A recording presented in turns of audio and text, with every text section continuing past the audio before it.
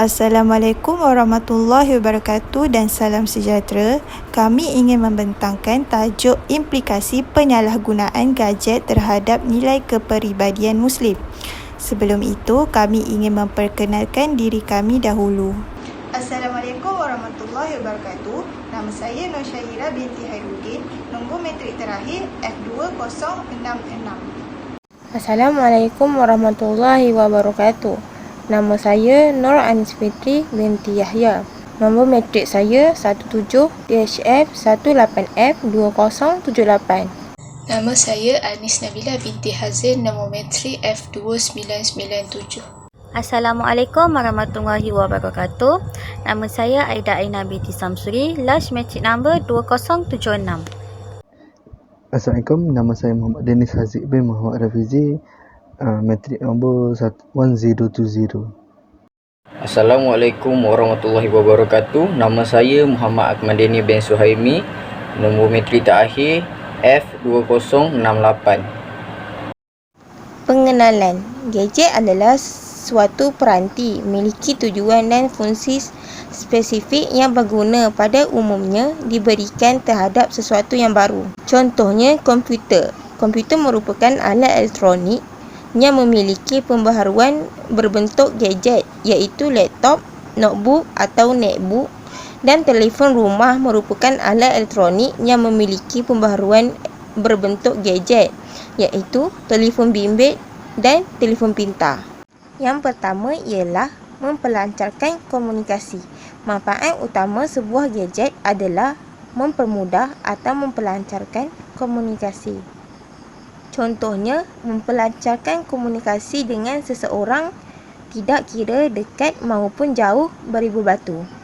Apabila gadget ini tidak memerlukan waktu yang lama untuk menyampaikan pesanan. Yang kedua ialah mengakses informasi. Informasi tersebut dapat mempermudahkan anda untuk melakukan sesuatu aktiviti.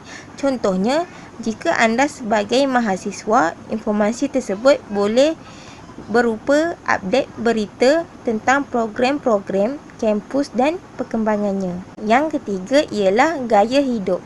Memiliki gadget biasanya menjadi sebuah gaya hidup zaman kini, kerana selalunya seseorang memanfaatkan gadget ini hanya untuk memperkuatkan kepercayaan dirinya atau status sosialnya. Seterusnya, wawasan bertambah. Wawasan yang bertambah merupakan manfaat gadget dari gabungan komunikasi lancar dan kemudahan informasi yang diperoleh. Kita tahu bahawa dengan komunikasi dan informasi merupakan salah satu unsur yang mendorong meningkatkan wawasan kita. Yang terakhir ialah hiburan. Gadget juga bermanfaat untuk menghilangkan stres kepenatan anda melalui hiburan yang ditawarkan. Contohnya, hiburan tersebut dapat merupakan muzik, permainan, video dan multimedia yang lainnya. Keburukan penggunaan alat gadget. Nombor 1, alat penyebaran bahan lucah. Penyebaran video-video lucah, gambar berunsur sangat berleluasa, terutamanya dalam kalangan remaja, dan boleh merosakkan akidah atau iman mereka sebagai seorang Muslim. Nombor 2, hubungan kekeluargaan yang semakin renggang. Keburukan penggunaan aplikasi gadget juga dilihat menerusi hubungan kekeluargaan yang semakin renggang kerana mereka lebih kerap dengan telefon bimbit berbanding masa bersama keluarga. Nombor 3, pembaziran masa. Sesetengah pihak menganggap penggunaan telefon bimbit dalam kalangan remaja membazirkan waktu kerana mereka akan lupa untuk solat ataupun beribadat. Dan nombor 4, penyebaran fitnah dan kabar angin. Penggunaan aplikasi gadget boleh membawa kepada masalah penyebaran fitnah ataupun kabar angin dan boleh merosakkan maruah seseorang individu yang Muslim, seperti penyebaran tentang kerosakan akidah mereka, berzina atau sebagainya. Langkah-langkah untuk mengatasi penggunaan gadget ialah nombor 1, perbanyakkan aktiviti bersama keluarga. Kita juga boleh melakukan aktiviti yang sihat bersama ibu bapa seperti membuat kek bersama, menyiram pokok atau bersukan untuk mengurangkan lagi masa mereka dengan alat gadget. Nombor 2, menghadkan aplikasi gadget. Kita haruslah menghadkan penggunaan gadget ini kepada diri sendiri dengan adakan peraturan di rumah jika ingin menggunakan gadget. Kaedah ini ialah merancang jadual masa. Nombor 3, mendekatkan diri dengan Allah. Kita perlulah sentiasa mengingati Allah dengan sentiasa mengisi masa yang terluang untuk berzikir dan bersolat berjemaah supaya dapat jauh dari gadget. Nombor 4, mengikuti aktiviti keagamaan. Sebagai seorang anak muda dan Muslim, kita hendaklah sentiasa mengikuti aktiviti keagamaan yang diadakan di surau atau masjid supaya dapat menghindari atau mengelak dari memegang gadget. Punca berlakunya ketagihan terhadap media sosial. Yang pertama adalah kurang didikan agama dan moral diri. Kebanyakan yang terlibat dengan gejala sosial ini tidak mempunyai didikan agama dan moral yang mendalam. Mereka juga tidak takut pada dosa dan pembalasan Tuhan atas perbuatan mereka. Mereka juga berpendapat bahawa kehidupan perlu diisi dengan hiburan dan keseronokan semata-mata. Yang kedua adalah pengaruh rakan sebaya. Sebahagian daripada rakan sebaya mempunyai sikap yang negatif.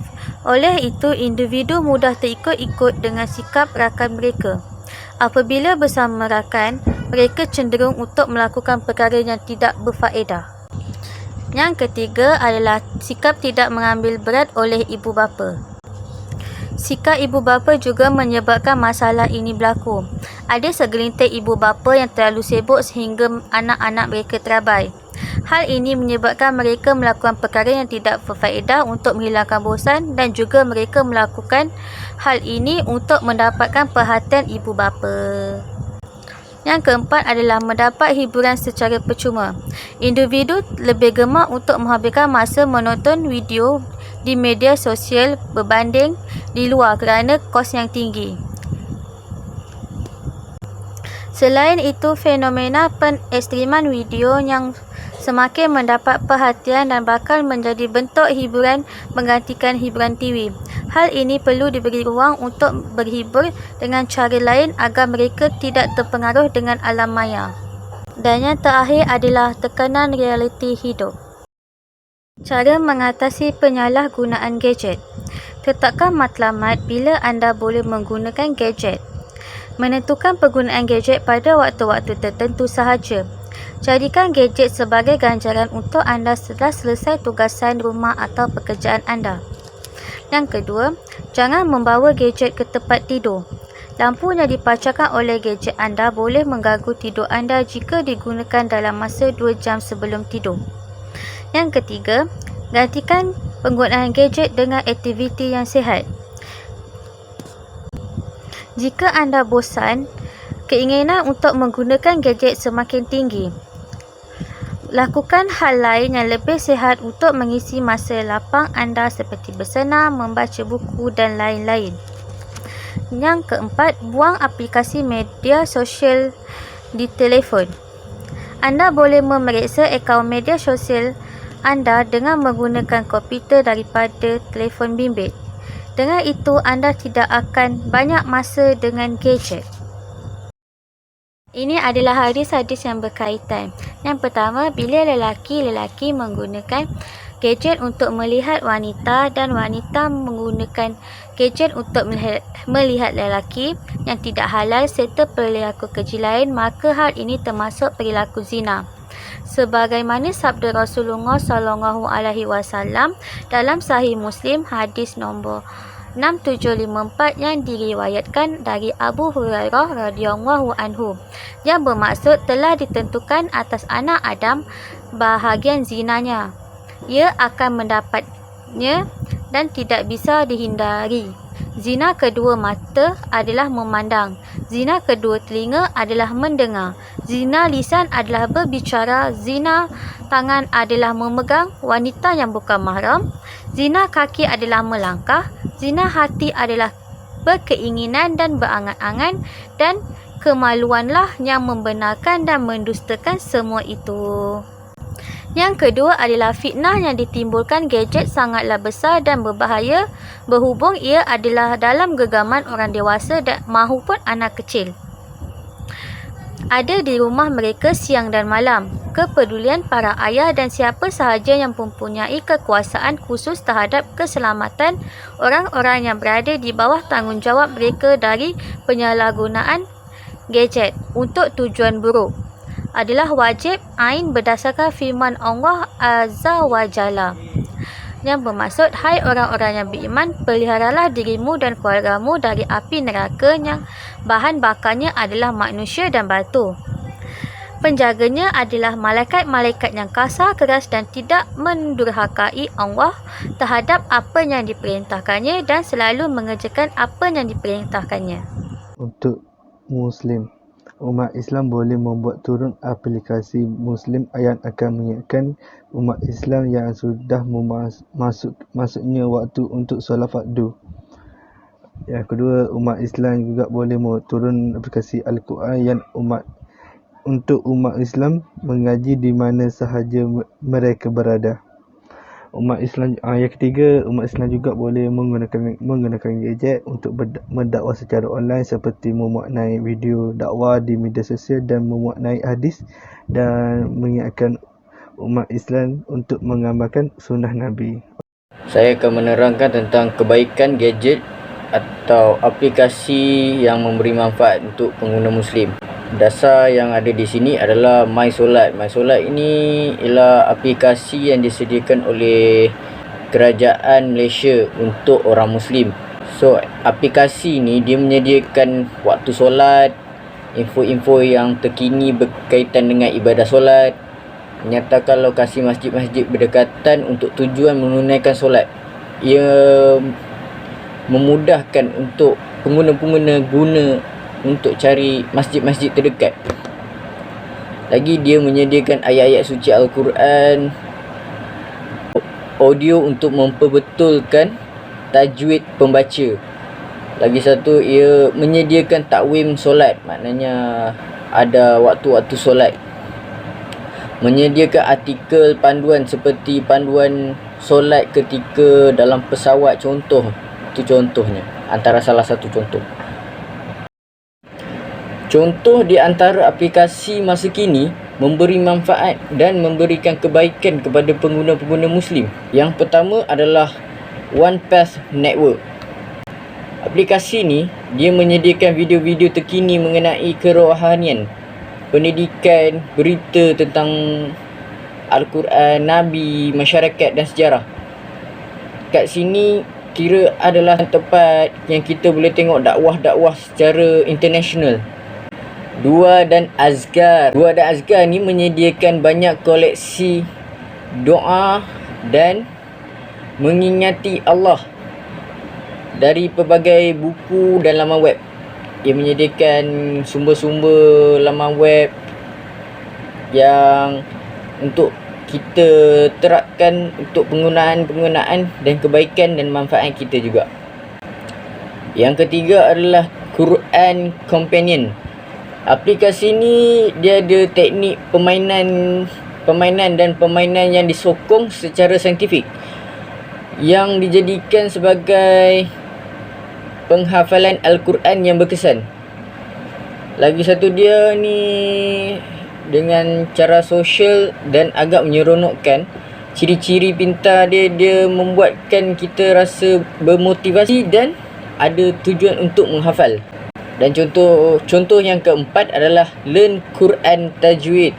Aplikasi ini menyediakan pelbagai pembelajaran dari pelajaran tajwid dari asas hingga kelanjutan, maknanya kepada advance lagi. Ini juga sesuai untuk pelajar daripada semua peringkat, membolehkan mereka untuk belajar sendiri ataupun belajar secara berguru. Okey, saya adalah presenter terakhir. Saya akan menerangkan adab penggunaan aplikasi mengikut cara Islam. Yang pertama, meningkatkan pembicaraan. Percakapan melalui telefon perlulah dilakukan sesingkat yang mungkin untuk menghindari pemborosan wang. Oleh itu, seseorang yang menelefon disarankan menghindari perbualan yang terlalu lama. Kedua, menjaga sopan santun dalam menulis pesanan ringkas. Pengguna perlu menulis pesanan ringkas dengan bahasa yang indah, mengandungi pelajaran dan kabar gembira. Bagus juga jika diselitkan hikmah, zikir serta nasihat. Ketiga, meneliti kebenaran sesuatu pesanan. Jika pesanan ringkas mengandungi maklumat, maka perlu diteliti terlebih dahulu sebelum disebarkan. Maka teliti dahulu pesanan yang akan dikirimkan itu akan mendatangkan kebaikan ataupun keburukan terhadap penerima. Okey, seterusnya saya akan menerangkan cabaran-cabaran bagi masyarakat Islam dalam gadget. Masyarakat Malaysia mestilah menghadapi kepesatan arus gadget dan cabaran-cabarannya. Di antara cabaran terpenting ialah seperti berikut: membetulkan niat dan keikhlasan dalam menggunakan gadget dan tujuan-tujuan yang tidak menyalahi syariat. Kedua, menggunakan gadget untuk tujuan kebaikan dan keredaan Allah SWT. Ketiga, menggunakan gadget untuk tujuan peningkatan dan kecemerlangan hidup. Okey, yang terakhir adalah kesimpulan dan juga saranan.